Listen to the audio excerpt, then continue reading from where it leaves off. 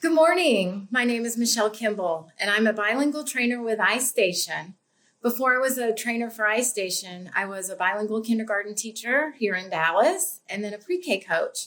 I want to welcome you to today's session. And before I get started into today's content, I'd like to give a shout out to some people watching out in Austin and Fort Worth as well. So welcome to today's live session for Istation, and welcome to my home.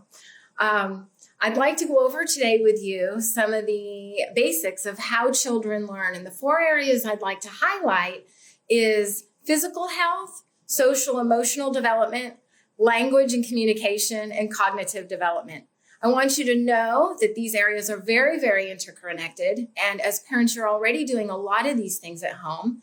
And I want to reassure you, if nothing else, that you're on the right track with what you're already doing at home, and maybe push you to get some new ideas and to support you while you're at home. So let's go ahead and start off with physical health.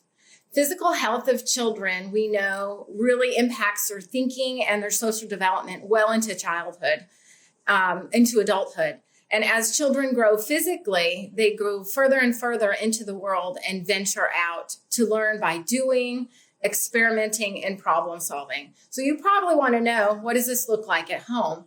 And what it looks like is, like my colleagues mentioned earlier this week, Sarah, Casey, and Joyce, creating those schedules and routines where you embed outdoor physical activity, and that we're also incorporating nutritious meals at home and practicing self-care during this time when we're all at home.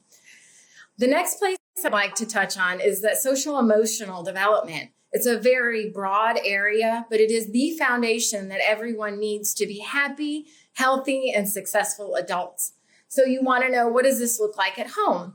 Again, just like my colleagues mentioned earlier this week, is creating those schedules and routines at home to create a predictable environment for your kids in this very unpredictable world right now. And also, as adults, give yourself some time, some space, and some grace, as Casey mentioned a few days ago, because then you're sending that silent message at home of calmness and reassurance to your kids that everything's going to be okay. And also check in with your kids by asking them questions and allowing them to ask you questions as well about what's happening in their life and how they're feeling at home. And the next place I want to go to is language and communication, which is how children understand, listen, and communicate with others. And you probably want to know, what does this look like at home? It is, even though your kids are well into the elementary school years, go back to basics. It's really okay. Play Simon Says with them. And as you're embedding outdoor activities, go on these listening walks and have your kids talk to you about what they hear and see outside in nature. Have them draw or write about it. And also taking turns. I know a lot of you are doing puzzles and games at home right now. The taking turns is a huge thing with language and communication and their development long term. The last place I want to hit on is their cognitive development. We typically think of that as academics. But even though your children are well into the elementary years, they still need to explore, problem solve, practice memory skills, and use their imagination. So again, that outdoor play is incredibly important in their developing. And these are keys in children's later development in thinking, understanding, and reasoning.